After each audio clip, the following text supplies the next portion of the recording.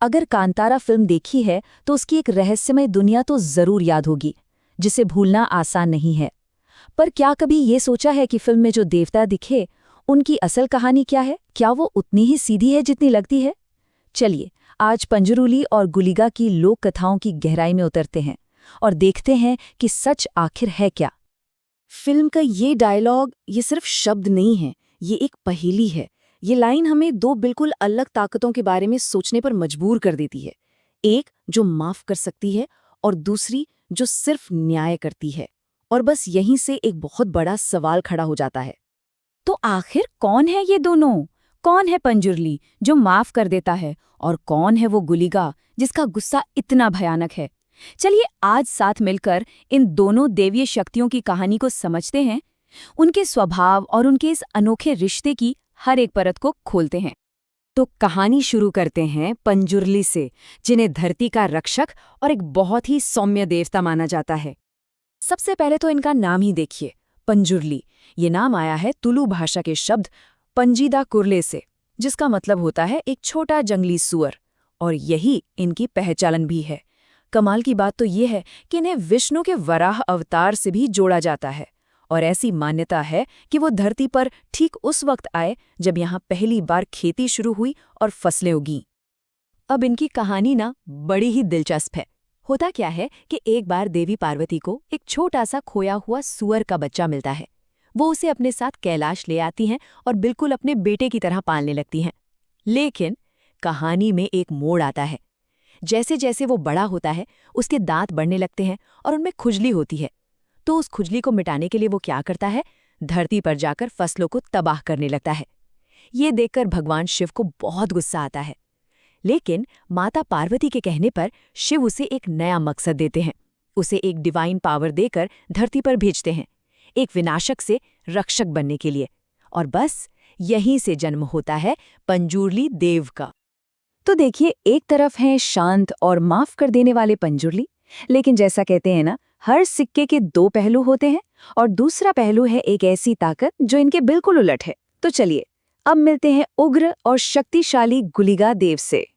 गुलिगा देव, इन्हें शिव के गणों में से एक माना जाता है, एक क्षेत्रपाल। और इनकी कहानी सच कहूं तो बहुत ड्रामेटिक और इनक्रेडिबल है।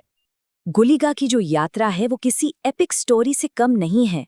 सोचिए, शुरुआत होती है कैलाश से, जहां वो भगवान शिव के पसीने और राख से पैदा होते हैं, एक ऐसी भूख के साथ जो कभी मिटती ही नहीं। वहां से उन्हें वैकुंठ भेजा जाता है, जहां उनकी ताकत इतनी थी कि भगवान विष्णु को भी उनके आगे झुकना पड़ा। फिर उनका पुनर्जन्म होता है पृथ्वी पर, एक राक्षसी के गर्भ से, और वो उसे मारकर धरती को बचाते हैं। और आखिर में उनकी ये यात्रा उन्हें ले आती है तुलुनाडु, जहां उनकी मुलाकात होती है माता चामुंडी से, और वो उन्हें अपना बेटा मान लेती हैं और उस जगह का रक्षक यानी क्षेत्रपाल बना देती हैं। अब सोचिए, जब दो इतनी ताकतवर और एक दूसरे से बिल्कुल अलग शक्तियां एक ही जगह पर आ जाएं, तो क्या होगा? टकराव तो होना ही था। तो जैसे ही गुलिगा तुलुनाडु में दाखिल हुए, उनका रास्ता रोका वहां के पहले से मौजूद रक्षक ने, पंजुर्ली ने। और फिर जो शुरू हुआ वो था देवताओं का महायुद्ध।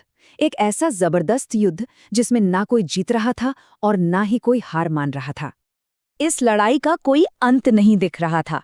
इसे रोकने के लिए खुद माता चामुंडी को सामने आना पड़ा। उन्होंने दोनों को शांत किया और कहा, तुम दोनों मेरे बेटे हो, आज से तुम भाई बनकर रहोगे। और बस उसी दिन से ये दो बिल्कुल अलग शक्तियां एक हो गईं, उस जगह की रक्षा के लिए। और कमाल की बात यह है कि आज भी इनकी पूजा एक साथ ही होती है। तो सवाल ये है कि इन देवताओं की कहानी आज भी हम तक कैसे पहुंची है? ये आज भी जिंदा कैसे है? इसका जवाब छुपा है एक बहुत ही खास और सेक्रेड रिचुअल में, जिसे कहते हैं भूत कोला। तो चलिए जानते हैं आखिर ये है क्या। देखिए, तुडु भाषा में भूत का मतलब होता है दैवीय आत्मा या डिवाइन स्पिरिट, और कोला का मतलब है नृत्य। तो ये एक ऐसा अनुष्ठान है, एक ऐसा रिचुअल है जिसमें ये माना जाता है कि कलाकार के शरीर में उस देवता की आत्मा आ जाती है और वो कलाकार बस देवता का ही रूप बन जाता है। अच्छा, इस पूजा के भी ना दो मेन फॉर्म्स हैं। जब किसी एक डिवाइन स्पिरिट को बुलाया जाता है तो उसे कहते हैं भूत कोला।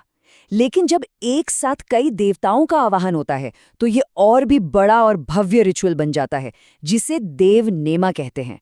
और इन्हीं ट्रेडिशंस ने, इन्हीं परंपराओं ने इन कहानियों को आज तक हमारे बीच जिंदा रखा है। अब एक बड़ा सवाल ये भी उठता है कि आज के इस मॉडर्न जमाने में इन पुरानी कहानियों और परंपराओं की क्या जगह है, ये क्यों जरूरी हैं? जरा सोचिए, ये कहानियां हम तक पहुंची कैसे? ये पहुंची लाइव थिएटर के जरिए, पुरानी किताबों और ग्रंथों के जरिए, और सबसे बढ़कर उन कहानियों के जरिए जो एक पीढ़ी दूसरी पीढ़ी को सुनाती आई है।